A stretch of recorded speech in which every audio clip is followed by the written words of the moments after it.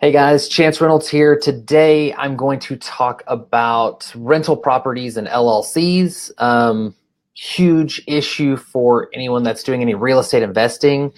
I know this isn't kind of on topic with what I've been talking about as far as online entrepreneurs generally, but this is something I get asked about all the time. It's relevant for anyone who's making any money because a lot of times if you make money, you are tempted to delve into some real estate investing because it's so lucrative.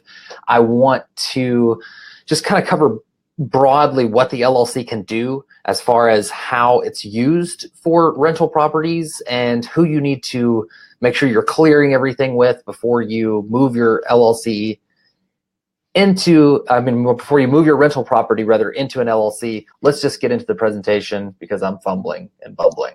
Okay. Okay, so rental properties and LLCs. Let me hop over here. So here's what we're going to cover. Limited liability company, just so you can understand what it is in case you don't know, whether or not you're going to need one, how to treat your rental property like an actual business because you are using it to make money and to invest your money and to get a return on your money. So it is technically a business and you should treat it like that. And how to work with your lender for the circumstance where you already own the piece of property and you're needing to kind of transfer it in to an LLC and you have a loan on the property, which some of you might have. So what is the LLC? Super brief explanation, but it's just essentially just a wall between yourself and your business. You just need to make sure when you're operating a business that you're not taking on personal liability. So the purpose of the limited liability company is to limit your liability. And this is a big thing that people overlook when they're launching businesses and when they're investing in real estate, even probably more common to not understand how to do this because you're buying a piece of property, not necessarily thinking about it as a business that you're starting. You're thinking about it as an investment. And I think it's more beneficial to look at it as a business and treat it as a business because if you do that, you're going to most likely be more protected. And of course, it separates the debts and liabilities of the LLC from the members of the LLC. So the members of the LLC, that's the terminology that's used with an LLC, but those are the owners of the LLC essentially. Like if you have business partners, you guys will be the members of the LLC. So that's what an LLC is, and that's kind of the purpose of it, is to limit your personal liability. Do you need one for a rental? So rental properties carry probably way more way more risk than any other business that you're going to be doing. So if you're selling, courses online, or you're selling toasters, drop shipping them, you're selling books on Amazon, there's not a lot of liability with that stuff compared to a piece of property, especially if you're shuffling a whole lot of people through a piece of property. There's a lot of risk for injury. So slip and fall cases. It's just a generic way of talking about how people can get injured on a piece of property. So it doesn't necessarily mean actually slipping and falling. It just means somebody is standing in the kitchen and a light fixture falls on their head at the house. I mean, so many different ways that people can get injured. Somebody's jumping on a trampoline at a rental property. Maybe you didn't provide the trampoline, but that doesn't matter. They're on your property. They get injured on that piece of property, and you don't have an LLC created to protect that piece of property, to isolate it from your personal assets. If they sue you, or when they sue you, I should say, and let's say your insurance policy doesn't hold up, then your personal assets, like your personal home, your personal savings, all of these things are going to be at risk. So I'd say yes, if you have a rental property, it's pretty important to make sure that you have some sort of protection. Like obviously insurance is always going to be your first line of protection, but beyond that, you want to have something that's separate for your actual business. So if you don't have the property already held in the LLC, that injured person is probably going to be able to sue you to recover those medical bills, and medical bills stack up quick. That's the bulk of what's going to happen in a lawsuit when somebody's suing you. That's generally what they're looking to recover because medicine is expensive. Medical care is really, really expensive, the most expensive thing, and it can be long term. Like in the example where somebody falls off the trampoline, what if they break their leg and it just, it doesn't set right? and it takes years of therapy, physical therapy, to get it back. How much is that going to cost you, and how long is your insurance company going to hold up on that? So that's why you need one. That's kind of the reason that people are putting their rental properties into LLCs, are because of these slip and fall situations.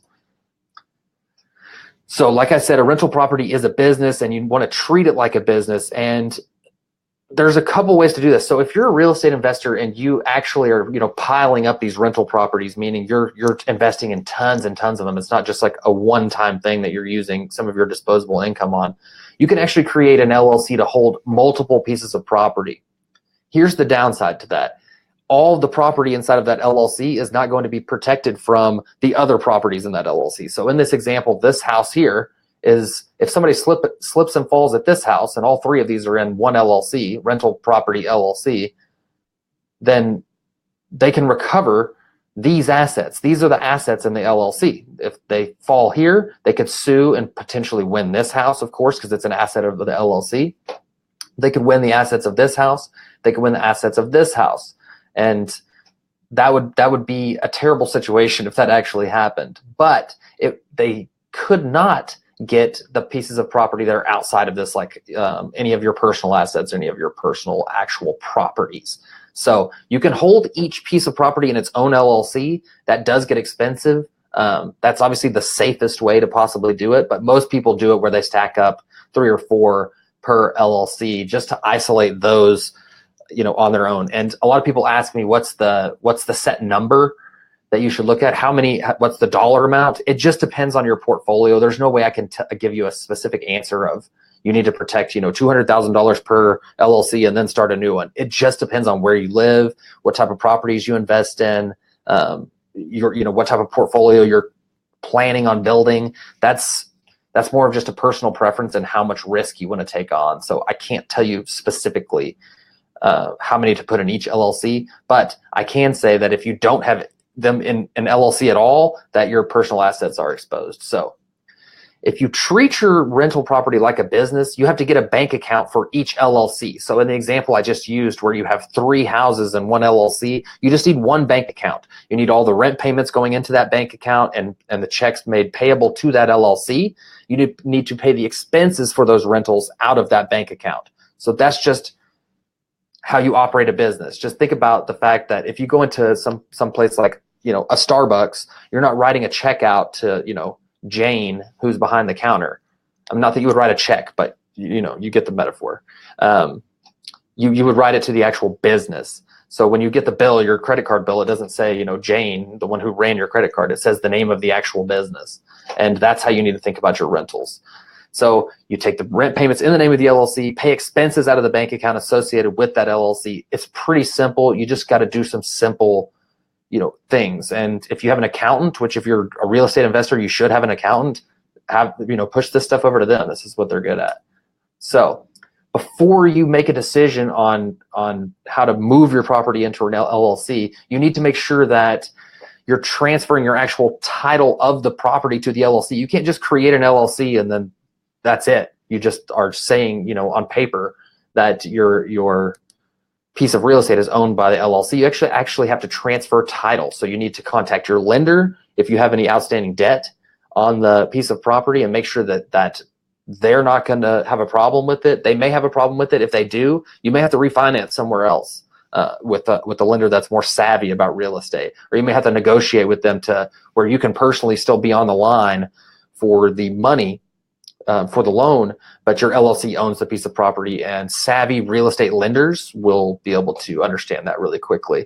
And don't try to do some title on your own. Don't do like a quick claim deed on your own. Call a title company, just like you did when you closed the deal on the house. You need a title company that's going to make sure that when you transfer title to that LLC, that it's going to have a clear chain of title that you can then sell it out of the LLC and not have an issue when it comes to that. So you got to find a title company. You have to find a savvy lender. You have to make sure that your due on sale clause and your mortgage is not going to be called due because you transferred title over to an LLC. Generally, as long as you keep making your payments, they don't call your note due, but they can. If it's in the paperwork that they can, you just don't want to take that risk.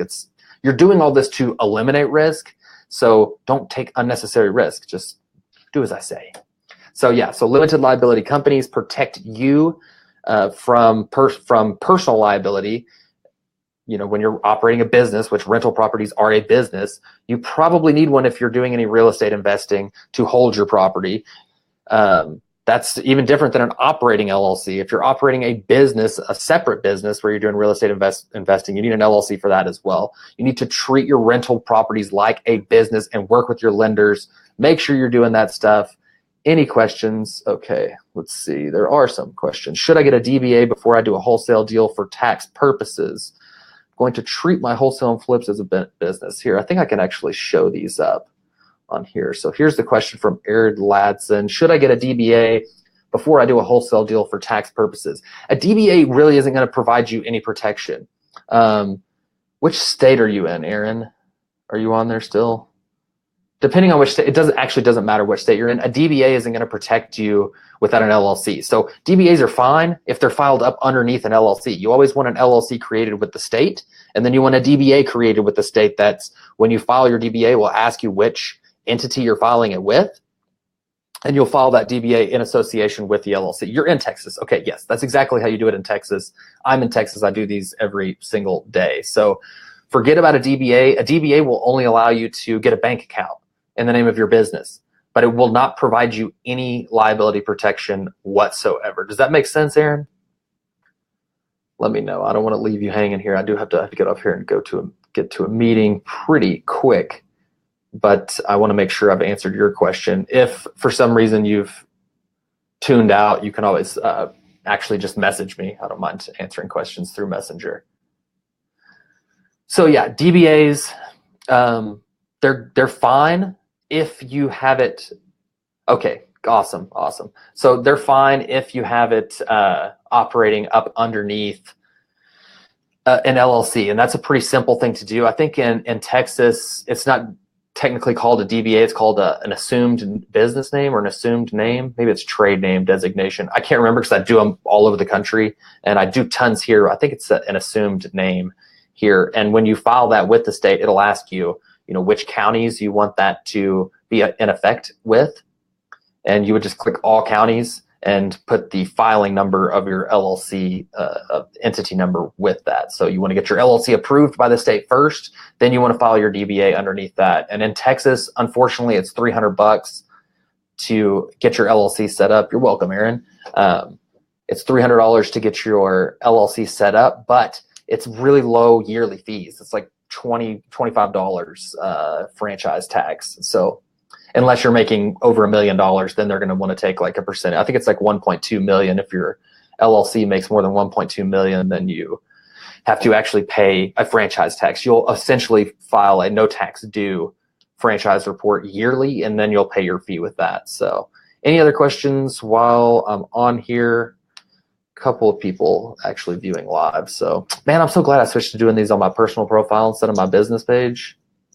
Definitely a good move. If you're doing Facebook Lives, just start doing them on your personal profile. Forget your business page, and then you can share them into your group and things like that if you have a Facebook group.